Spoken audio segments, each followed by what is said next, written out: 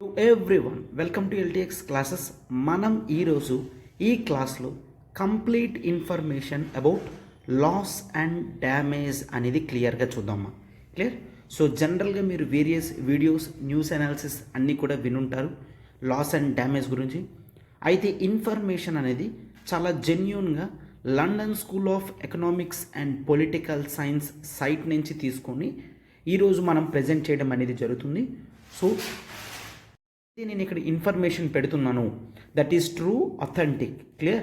ఎందుకంటే this is one of the top universities, London school of economics and political science, clear. Yes. అయితే చూడమ్మా, article deal చేస్తుంది this is Srinivas. Thorough research తర్వాత దీన్ని మీకు present చేయడం అనేది జరుగుతుంది. చాలా నీట్గా ఈజీ వేలో ఏ విధంగా ప్రజెంట్ చేస్తానో జాగ్రత్తగా గుర్తుంచుకొని మీరు టోటల్గా ఈ టాపిక్ గురించి నేర్చుకున్నామా. రైట్. ఎస్. ఒక్కసారి చూడమా, ద నెవర్ బిఫోర్ ఆఫర్ ఒక్కసారి మీకు పెట్టడం జరిగింది. UPSC infinity course live plus recorded. ఇంతవరకు ఎప్పుడు కూడా అంత తక్కువ ప్రైస్కి కోట్ చేయలేదమ్మా. దట్ ఈస్ కేవలం 45,000 రూపీస్కి మాత్రమే. క్లియర్. కేవలం 45,000 రూపీస్కి మాత్రమే మీకు ఆఫర్తో ఇవ్వడం అనేది జరుగుతుంది. 30th నవంబర్ వరకు మాత్రమే వ్యాలిడిటీ అమ్మా. అయితే మీరు ఇక్కడ అప్ ఫ్రంట్ పే చేయాల్సి ఉంటుంది. అప్ ఫ్రంట్ అంటే సింగిల్ అమౌంట్ ఒకేసారి పే చేయాల్సి ఉందన్నమాట. 45,000 అనేది సింగిల్ ఒకేసారి పే చేయాల్సింది ఉంది. అయితే ఇక్కడ చూడండి, లైఫ్ టైం వ్యాలిడిటీ అనేది మీకు ఇవ్వడం జరుగుతుందమ్మా. లైఫ్ టైం వ్యాలిడిటీ ఇవ్వడం జరుగుతుంది. నెంబర్ చూడండి 7893899553. అయితే ప్రత్యూష మ్యామ్కి ఒక్కసారి మీరు కాల్ చేసి మీకు ఏ ఎంక్వైరీస్ ఉన్నా కూడా కనుక్కోగలరు. వ్యాలిడిటీ 30th నవంబర్ వరకు అమ్మా. చూసుకోండి ఒక్కసారి, ఈ అమౌంట్ అనేది ఇంతవరకు ఎప్పుడు కూడా రాలేదు. అయితే మీకు ఇందులో ఏమేమి ఇంక్లూడ్ అయితే చూడండమ్మా. That is UPSC GS prelims plus mains, UPSC CSAT, UPSC current affairs prelims plus mains, NCERT foundation class 6 నుంచి 12 and UPSC prelims test series and UPSC daily mains answer writing. అయితే ఇన్ని కోర్సెస్ అనేవి మీకు కేవలం తక్కువ ప్రైస్లోనే ఇవ్వడం జరుగుతుందమ్మా. క్లియర్. అయితే కాంప్లిమెంటరీ యాక్సెస్ కూడా ఇవ్వడం అనేది జరుగుతుంది. మీరు హ్యాపీగా APSC group 1-2, TSPSC group 1-2, RBI grade B, bank PO, SSC CGL, RRB ఎన్టీపీసీకి classes మీకు కాంప్లిమెంటరీ యాక్సెస్ కూడా ఇవ్వడం జరుగుతుంది. అయితే మనకి లైఫ్ టైం వ్యాలిడిటీ ఉంటుందమ్మా ప్రతి కోర్స్కి కూడాను. సో మీరు ఎన్ని రోజులైనా కూడా క్లాసెస్ని యూజ్ చేయొచ్చు.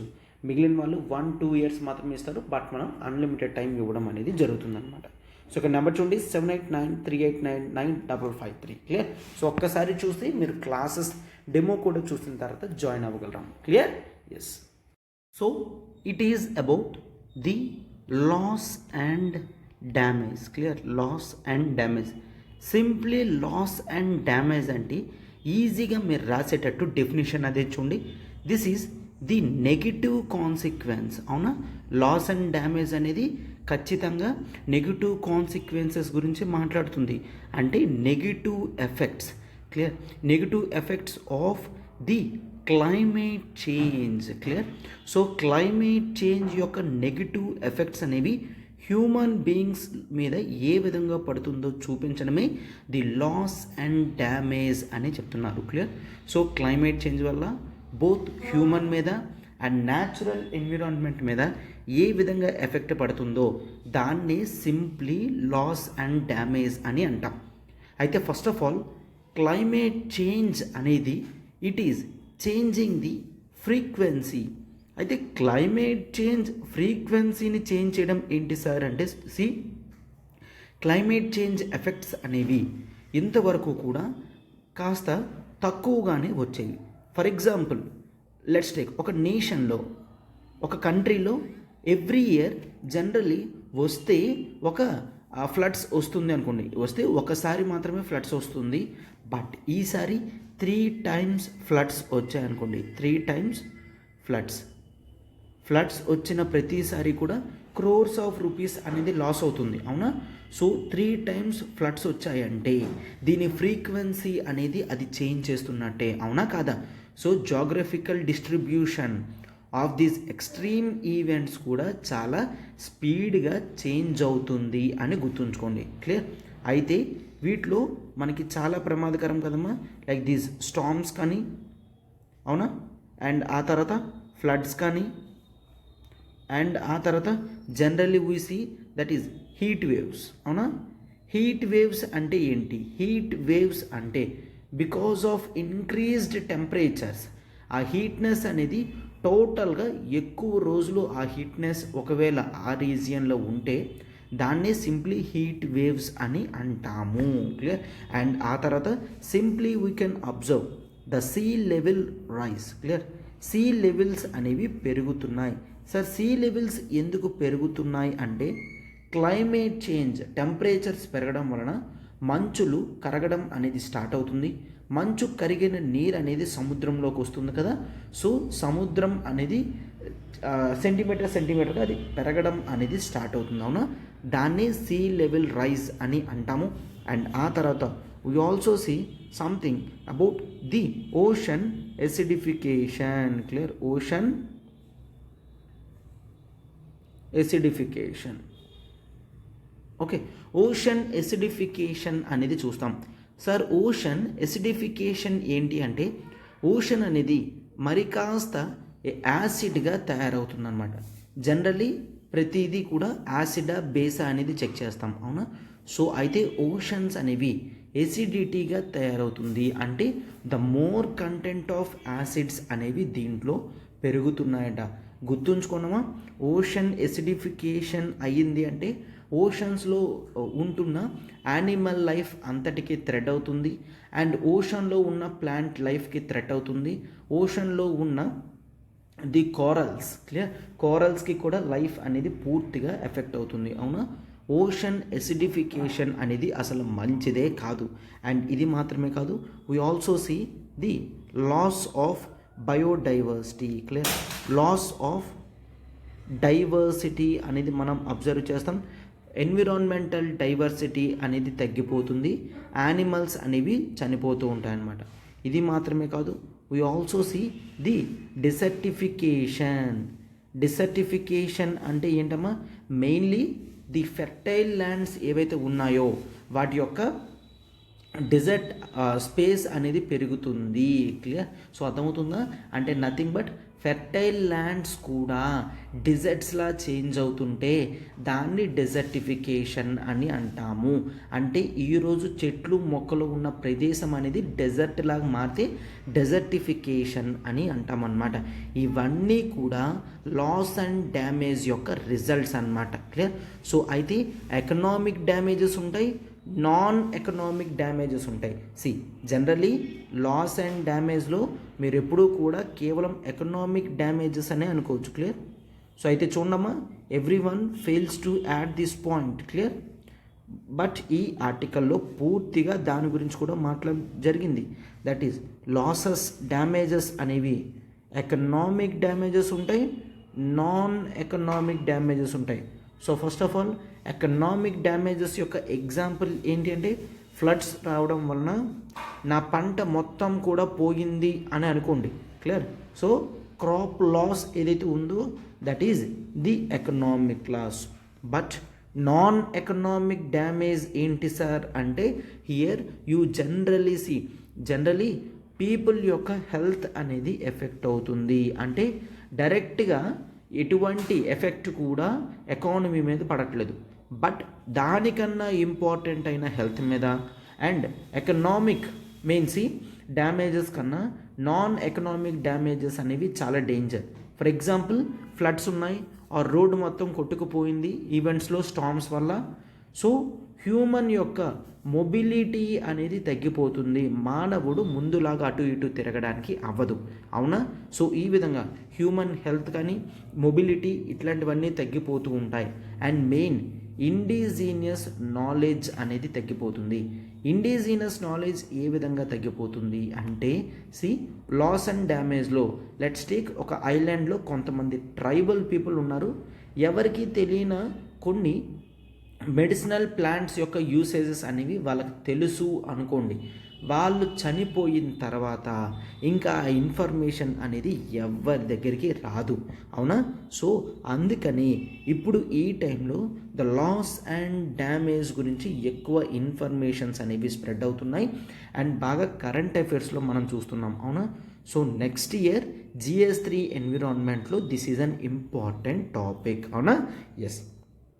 అండ్ నెక్స్ట్ చూడమ్మా, అయితే ఈ క్లైమేట్ చేంజ్ అనేది ఏ విధంగా లాస్ అండ్ డ్యామేజ్కి దారితీస్తుంది అంటే ఎక్స్ట్రీమ్ వెదర్ ఈవెంట్స్ అనేవి స్లో ఆన్సెట్ ఈవెంట్స్ అమ్మా, క్లియర్?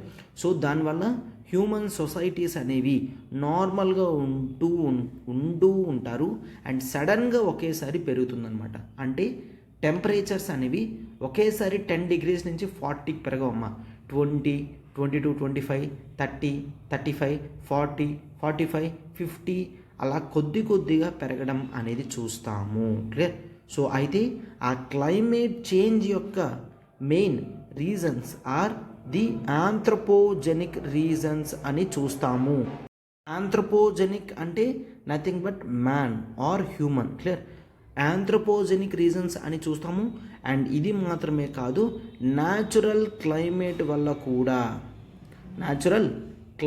వల్ల కూడా క్లైమేట్ చేంజ్ అనేది చూస్తాం. అయితే కేవలం ఆంథ్రోపోజెనిక్ అనడం మాత్రం రాంగ్.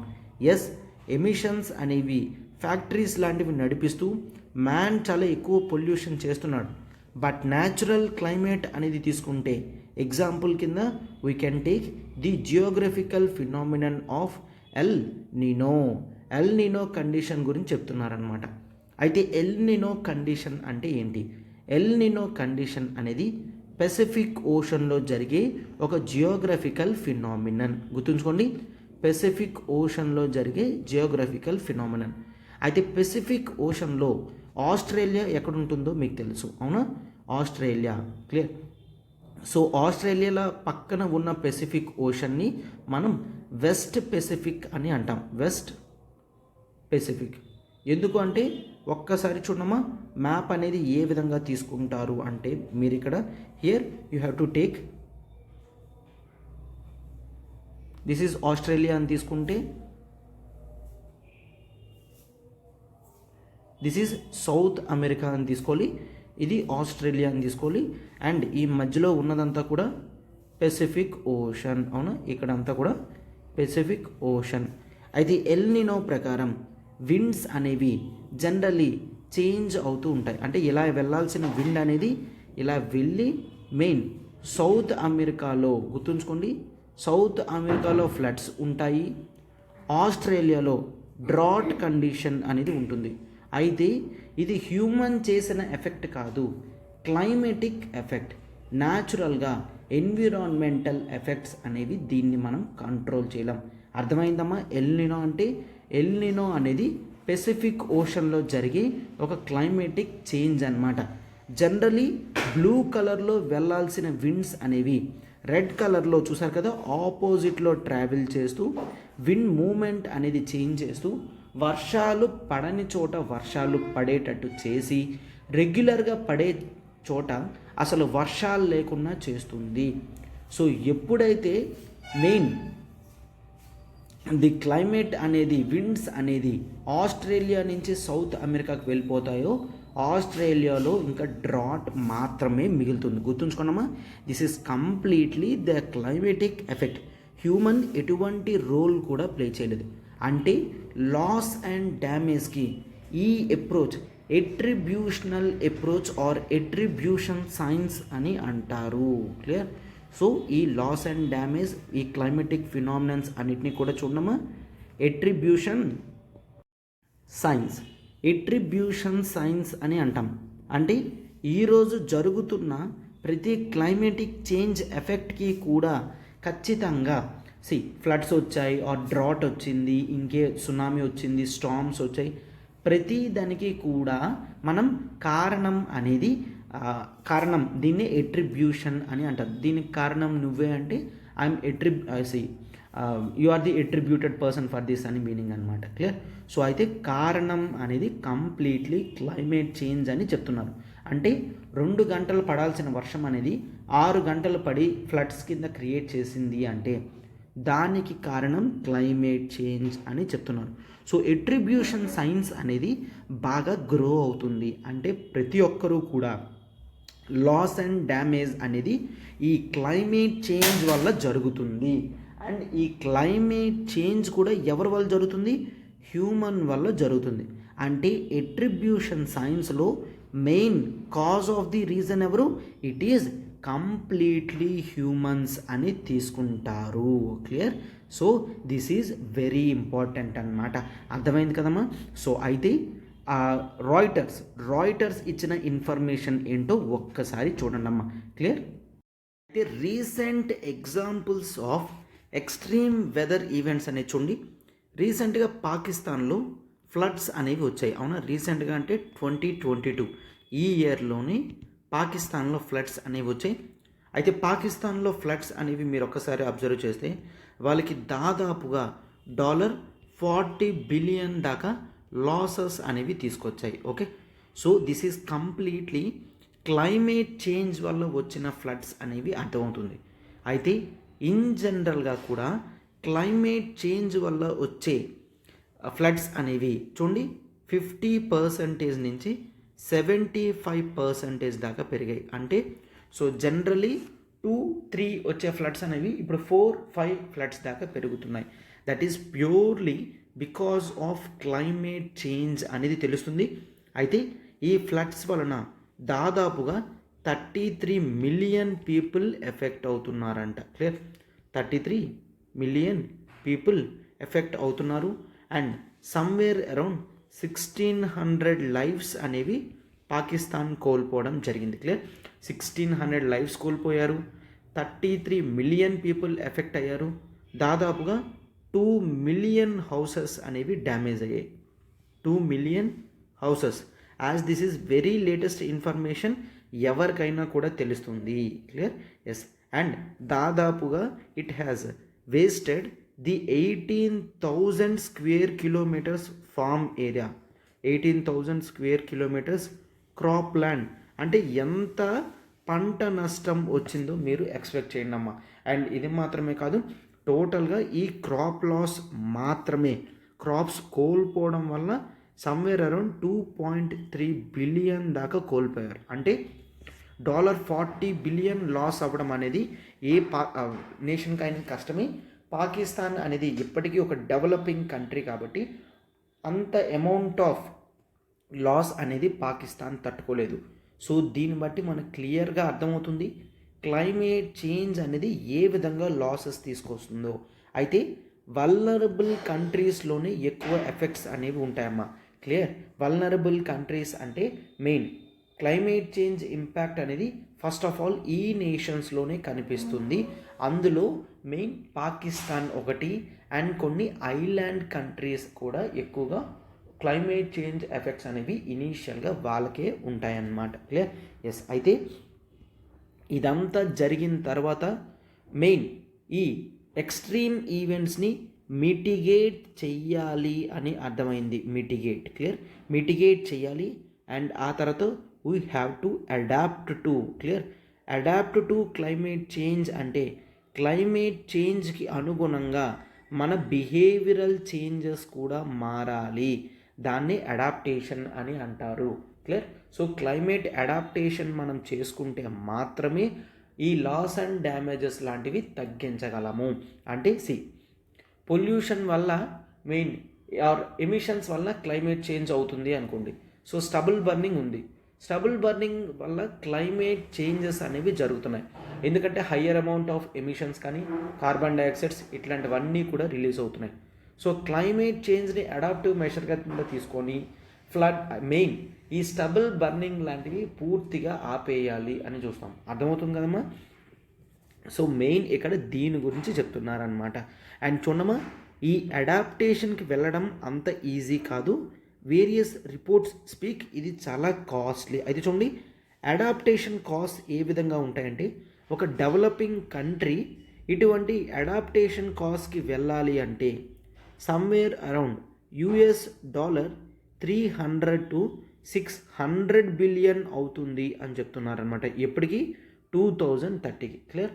సో 2030 కల్లా 290 or 300 బిలియన్ టు 600 బిలియన్ అవుతుంది. అర్థమవుతుంది కదమ్మా?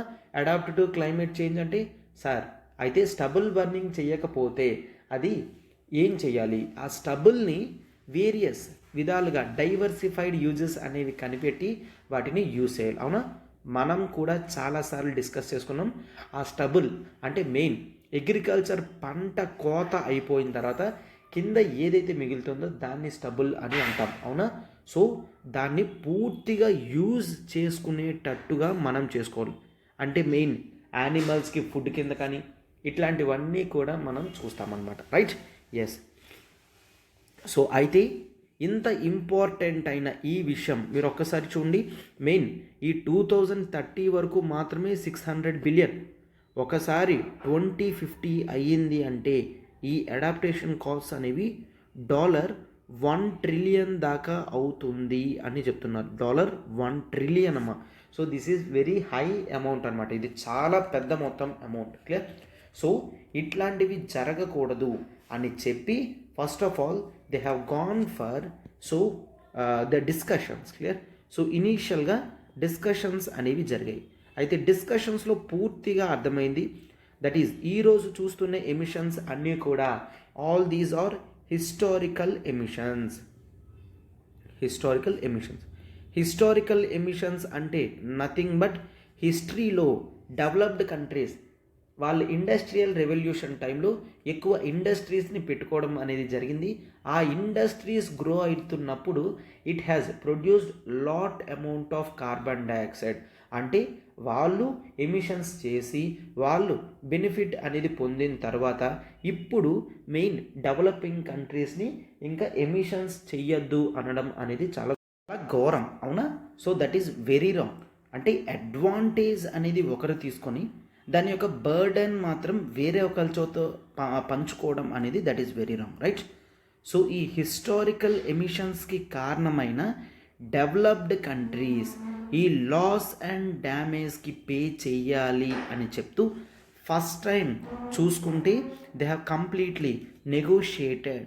ఇనీషియల్లీ డెవలప్డ్ కంట్రీస్ యాక్సెప్ట్ చేయలేదు, బట్ అది టోటల్గా COP19 కాన్ఫరెన్స్ ఆఫ్ పార్టీస్ 19 మీటింగ్లో 2013లో అమ్మ first time the Warsaw international mechanism అని వచ్చింది అనమాట. క్లియర్. సో అయితే చూడమ్మా, ది వార్సా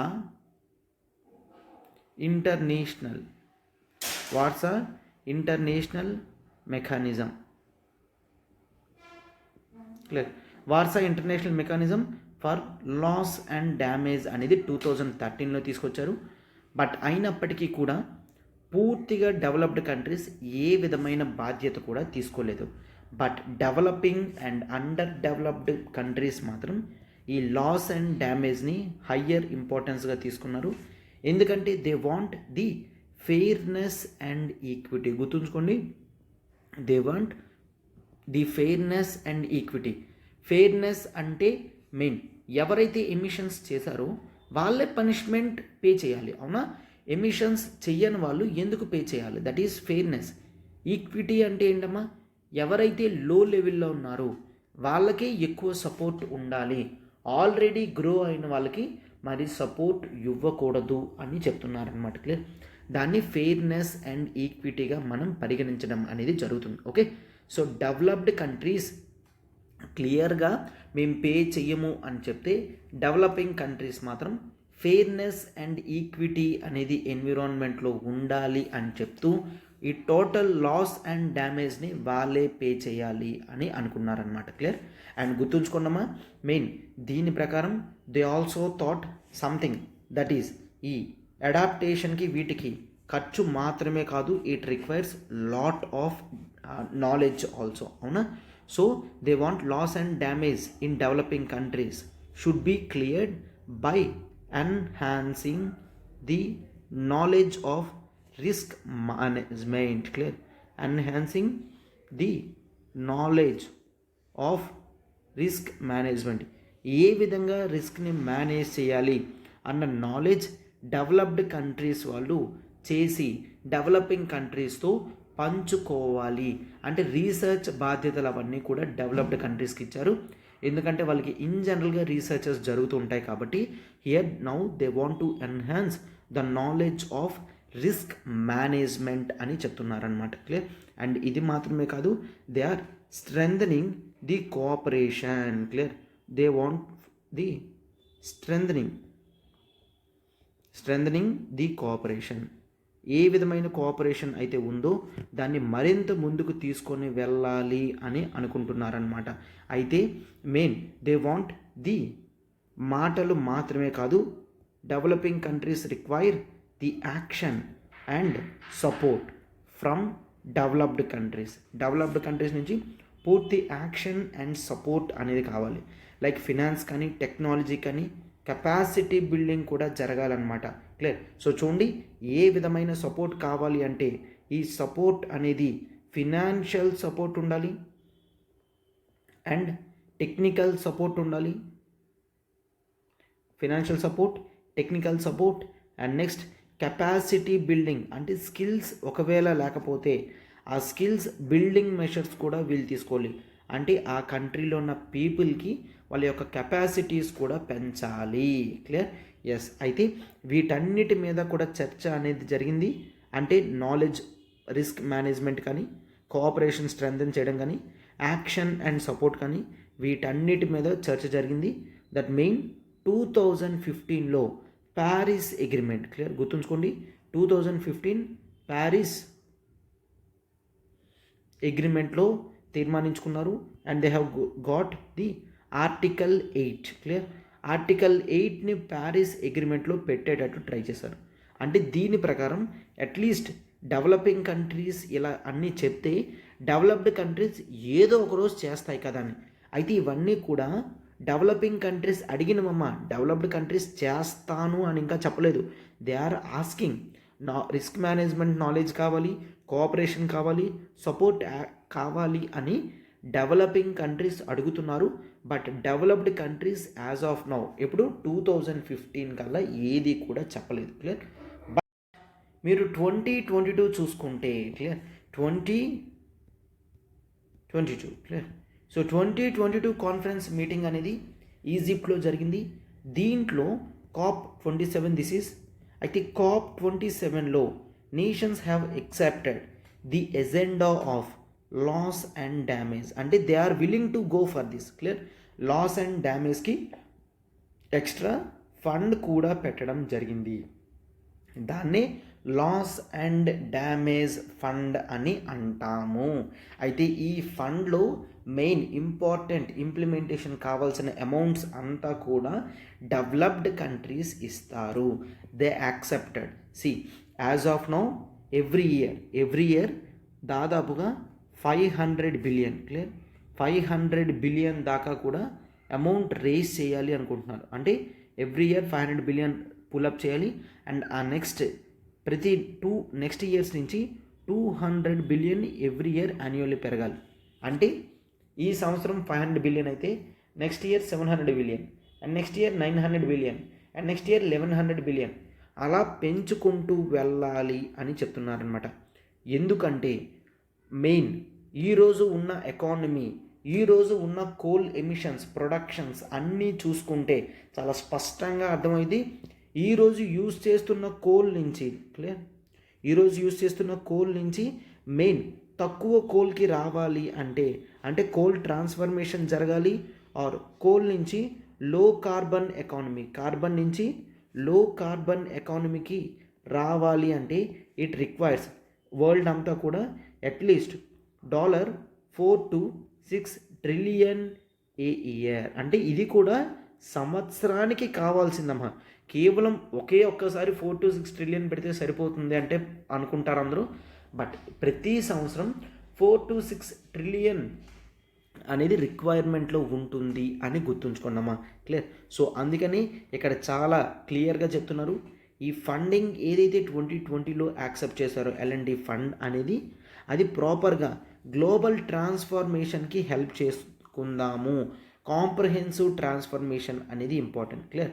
సో అయితే ఇందులో government banks, central banks, commercial banks ఇట్లాంటివన్నీ కూడా పెట్టి ఈ ఫండింగ్ని ప్రాపర్గా ఛానలైజ్ చేసుకున్నాము అంటే పూర్తిగా మనం గ్రో అవ్వగలము అని తీసుకుంటున్నారనమాట. క్లియర్? సో ఇది మెయిన్ అనుకుంటున్నారు.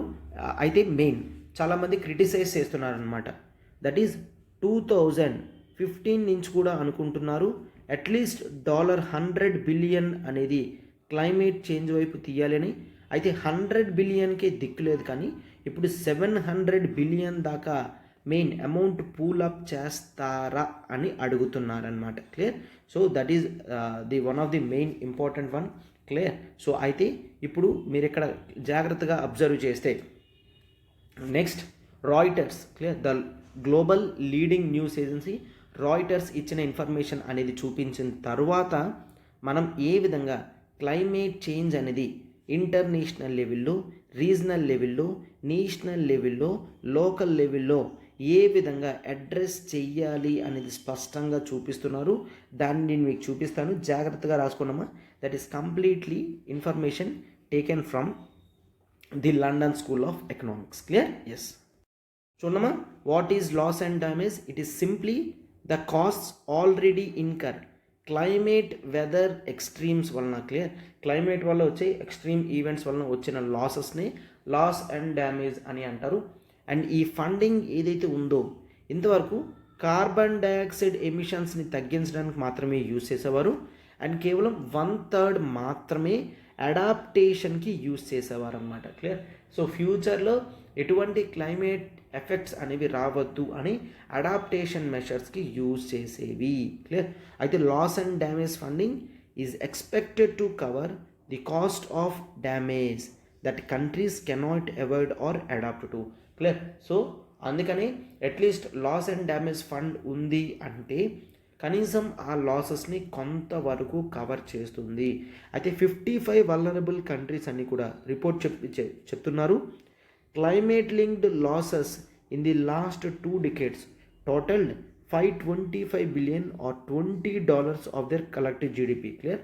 సో ఆ కలెక్టివ్ జీడిపిలో 20% ఆర్ 500 బిలియన్ దాకా కూడా అట్లీస్ట్ 55 కంట్రీస్కి లాస్ వస్తుంది అన్నమాట. అండ్ ఈ నెంబర్ అనేది 580 బిలియన్ దాకా 2030 వరకు వెళ్ళొచ్చు అనమాట. క్లియర్? సో దీనివలన మెయిన్ గ్రేట్ లాసెస్ అనేవి మనం చూస్తాం. అండ్ వల్నరబుల్ కంట్రీస్ కానీ క్యాంపెయినర్స్ కానీ rich countries, they argue that rich countries that cause the bulk of the climate change with their historical green house gas emissions should pay. Clear? So పూర్తి బాధ్యత ఎవరమ్మా చూడాలి? పూర్తి బాధ్యత చాలా స్పష్టంగా చెప్తున్నారు. హిస్టారికల్గా డెవలప్డ్ కంట్రీస్ డ్యామేజ్ చేశారు కాబట్టి వాళ్ళే పూర్తి బాధ్యత వ్యవహరించాలి అని చెప్తున్నారు అనమాట. సో అర్థమైంది కదమ్మా. So complete loss and damage information కావాల్సిందంతా కూడా అథెంటిక్ సోర్సెస్ నుంచి నేను తీసి ఇవ్వడం అనేది జరిగింది. సో గుర్తుంచుకోండి, ఫస్ట్ టైం 2013లో మెయిన్ డిస్కస్ చేయడం అనేది జరిగింది. క్లియర్? దట్ ఈస్ COP19లో Warsaw international damage loss and damage. And Paris peace అగ్రిమెంట్లో ఆర్టికల్ 8లో పెట్టారు, గుర్తుంచుకోండి. అండ్ ఆ తర్వాత 2022 పాలసీలో క్లియర్గా దీని గురించి రావడం అనేది చూస్తామన్నమాట. క్లియర్? సో అయితే international, regional, national and local లెవెల్లో తీసుకోవాల్సిన మెయిన్ ప్రయారిటీ గోల్స్ ఏంటో చూడమ్మా. నెక్స్ట్ చూడమ్మా, ది ఇంటర్నేషనల్ లెవెల్లో ఎటువంటి చేంజెస్ అనేవి మనం తీసుకొని రావాలో చెప్తున్నారు. లాస్ అండ్ డ్యామేజ్ ఫైనాన్స్ కానీ, నాలెడ్జ్ డెవలప్మెంట్ షేరింగ్ కానీ, ఓవర్సైట్ అండ్ మానిటరింగ్ కానీ, కెపాసిటీ బిల్డింగ్ అండ్ అడ్వైస్ కానీ, ఇంటర్నేషనల్ కొలాబరేషన్ కానీ within and outside FCCC అనేది చాలా ఇంపార్టెంట్ అనమాట. అయితే Warsaw international mechanism for loss and damage 2013లో జరిగింది. ఒక్కసారి చూడమ్మా. పర్టికులర్లీ వల్నరబుల్ కంట్రీస్ గురించి తీసుకోవడం రావడం జరిగింది. అంటే ఒక loss and damage finance facility అనేది కావాలి. అయితే ఇది దాన్ని ఇప్పుడు స్టార్ట్ చేస్తున్నారు. స్కేల్ అప్ ఎగ్జిస్టింగ్ ఎఫర్ట్స్ అనేవి చూస్తున్నారు, ఎగ్జిస్టింగ్ ఎఫర్ట్స్ పెరగాలని. And global stocktake and transparency framework. Clear? So అయితే గ్లోబల్ ఇన్ఫర్మేషన్ కానీ ట్రాన్స్పరెంట్గా తీసుకొని చేయడం అనేది ఇంపార్టెంట్ అనమాట. And climate technology centre and network. Clear? అంటే which does the experiments related to climate change and international convener కానీ ఇట్లాంటివన్నీ కూడా వార్సాలో చెప్పడం అనేది జరిగింది. ఇవన్నీ కూడా ఇంటర్నేషనల్ లెవెల్లో లాస్ అండ్ డ్యామేజ్ని ఏ విధంగా కంట్రోల్ చేయాలో చెప్పామన్నమాట. అండ్ రీజనల్ లెవెల్ చూడమ్మా, మెయిన్ రిస్క్ పూలింగ్ అనేది important, cooperation and coordination, migration displacement గురించి ఇంపార్టెంట్. అండ్ నాలెడ్జ్ షేరింగ్ అనేది చాలా ఇంపార్టెంట్ అనమాట. సో నాలెడ్జ్ షేరింగ్ అనేది చేసామంటే బర్డన్ ఆన్ డెవలపింగ్ కంట్రీస్ అనేది తగ్గుతుంది అనమాట, అవునా. సో అట్లీస్ట్ నాలెడ్జ్ షేరింగ్ చేసినా కూడా కొన్ని developed countries they can grow, అవునా. And next it is the national level, అంటే integration of climate risk information and policy making, clear. So దీన్ని మెయిన్ నేషనల్ లెవెల్లో చూస్తాం. Integration, national climate relief funds అనేవి ఉండాలి, రిస్క్ ట్రాన్స్ఫర్స్ అనేవి ఉండాలి, internal relocation arrangements అనేవి ఉండాలి, and mainstream loss and damage across ministries అనేవి చూస్తాము. అండ్ ఇది మాత్రమే కాదు, సోషల్ ప్రొటెక్షన్ కూడా చూస్తాము. సేఫ్టీ నెట్స్ కానీ సోషల్ మెషర్స్ కానీ ఇట్లాంటివన్నీ కూడా సేఫ్టీ మెషర్స్ అంటాం. ఇట్లాంటివన్నీ కూడా లాస్ అండ్ డ్యామేజ్లో కవర్ అవ్వాలన్నమాట. అయితే లోకల్ లెవెల్లో చూడమా, capacity building, disaster preparedness, micro finance and participatory governance అనేవి చాలా ఇంపార్టెంట్ అయిన ఇష్యూస్ అన్నమాట, క్లియర్. సో అందుకే వీటన్నిటి గురించి కూడా కాస్త చూడడం అనేది చాలా ఇంపార్టెంట్. ఈ విధంగా మీరు ఆన్సర్ రాశారు అంటే మీ ఎగ్జామ్లో మీకు higher marks ప్రజెంటేషన్తో పడుతుందన్నమాట.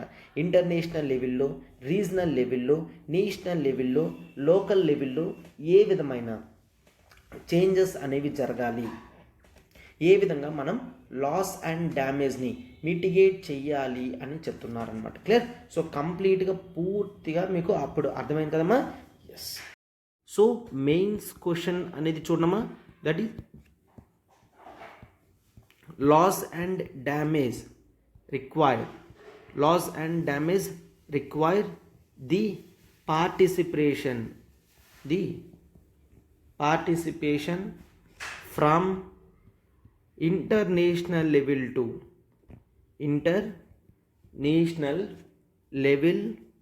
to local level. Elaborate, clear. Explain అని ఇస్తున్నాను. అయితే దీన్ని స్పష్టంగా మీరు రాయండమ్మా. 150 వర్డ్స్ 10 మార్క్స్కి ఆన్సర్ అనేది రాయండి, clear. So participation from international level to local level అని ఇచ్చాను, అవునా. లాస్ట్లో చార్ట్ కూడా ఎక్స్ప్లెయిన్ చేశాను. వాటిని మీరు జాగ్రత్తగా చదివి అర్థం చేసుకొని రాయడానికి ట్రై చేయండి అమ్మా, క్లియర్. ఎస్. ఒకసారి చూడమ్మా, నెవర్ బిఫోర్ ఆఫర్ అనేది తీసుకొని రావడం జరిగింది, ఆప్షనల్ ఇన్ఫినిటీ కూడా. అయితే ఇంత తక్కువ ప్రైస్లో ఎప్పుడు కూడా మీరు ఆప్షనల్స్ చూడరు. దట్ ఈస్ కేవలం 20,000కి మాత్రమే మీకు ఆప్షనల్స్ అనేవి ఇవ్వడం జరుగుతుంది. అయితే వ్యాలిడిటీ అనేది చూడమ్మా, ఈ మంత్ ఎండింగ్ వరకు 30th నవంబర్ వరకు మాత్రమే వ్యాలిడిటీ. లైఫ్ టైం వ్యాలిడిటీ అవ్వడం వలన మీరు ఇమీడియట్గా కూడా జాయిన్ అవ్వగలరమ్మా, క్లియర్. సో అయితే public administration, sociology, PSIR, anthropology, Telugu literature optionals అనేవి మీకు ప్రొవైడ్ చేయడం అనేది జరుగుతుంది. ఇక్కడ నెంబర్ చూడండి, 7893899553. మీకు ఏ డౌట్ ఉన్నా కూడా ఈ నెంబర్కి మీరు కాల్ చేయగలరు. ఆంథ్రోపాలజీ వరకు నేను డిస్కస్ చేస్తున్నానమ్మా. This is Srinivas. సో మీ కంప్లీట్ నోట్స్ గైడెన్స్ అనేది ఇవ్వడం జరుగుతుంది. Public administration, sociology, PSIR Suresh sir deal చేస్తున్నారు. And Telugu literature Sitapathi sir deal చేస్తున్నారనమాట, క్లియర్. ఎస్. అయితే మీరు ఆప్షనల్ డెమోస్ కూడా కావాలంటే యాక్సెసిబిలిటీ తీసుకోవచ్చు. ఆంథ్రోపాలజీ ఒకవేళ ఏంటి అర్థం కావడం లేదు, తీసుకుంటే బెస్ట్, అటువంటి సజెషన్స్కి ఏవైనా కూడా you can contact to this number. వాళ్ళు ఆ నెంబర్ కాల్ చేస్తే నాకు డైరెక్ట్ చేస్తారు. సో మీరు డైరెక్ట్గా నాతో మాట్లాడి మీ ప్రాబ్లమ్స్ ఏవైతే ఉన్నాయో సాల్వ్ చేసుకొని ఆప్షనల్ అనేది వైజ్గా చూస్ చేసుకోవచ్చు, క్లియర్. అయితే మీకు ఒకటి కూడా ఉంటుంది, దట్ ఈజ్ ఆప్షనల్ మీరు కావాలనుకున్నా యూ కెన్ సింప్లీ స్విచ్, అంటే ముందు ఒక ఆప్షనల్లో జాయిన్ అయినా కూడా వేరే ఆప్షనల్కి స్విచ్ అయ్యే ఆప్షన్ అనేది మనం ఇవ్వడం జరుగుతుందన్నమాట, క్లియర్. ఎస్. సార్ చూడమ్మా, the ultimate current affairs programme for UPSC అనేది లాంచ్ చేయడం జరిగింది. ప్రిలిమ్స్ ప్లస్ మెయిన్స్ మోడ్లో కవర్ అవుతాయి. ఎంసీక్యూస్ ఉంటాయి, Yojana, Kurukshetra, monthly compilations, weekly quizzes and weekly quizzes తర్వాత ఎక్స్ప్లెనేషన్స్ ఉంటాయి, గ్రాండ్ టెస్ట్ ఉంటాయి, రివిజన్ సిరీస్ కూడా ప్రిలిమ్స్ ముందు ఉంటాయి అన్నమాట, క్లియర్. ఈ కంప్లీట్ సిరీస్ అనేది కేవలం 6,000 రూపీస్కి మీకు లాంచ్ చేస్తున్నాం. అయితే సింగిల్ పేమెంట్ 6,000 అయినా చేయొచ్చు. ఈఎంఐ 2,000 పర్ మంత్ కూడా పెడుతూ మీరు జాయిన్ అవ్వగలరు అనమాట, క్లియర్. సో అయితే మీకు ఇక్కడ లైఫ్ టైం వ్యాలిడిటీ అనేది ఉంటుందమ్మా. అయితే ఒక్కసారి మీరు 6,000 కంప్లీట్ చేస్తారంటే మీకు లైఫ్ టైం వ్యాలిడిటీ అనేది లభిస్తుంది. ఇక్కడ నెంబర్ చూడండి, 7893899553. సో ఒక్కసారి ఈ నెంబర్కి కాల్ చేసి పూర్తి ఇన్ఫర్మేషన్ కనుక్కొని మీరు జాయిన్ అవ్వగలరు అనమాట. క్లియర్. బట్ గుర్తుంచుకోండి, ఖచ్చితంగా కరెంట్ అఫైర్స్ అనేది ఎగ్జామినేషన్ ప్రాసెస్లో ఎంత ఇంపార్టెంటో అనేది మీకు తెలుస్తుంది. అవునా? ఎస్.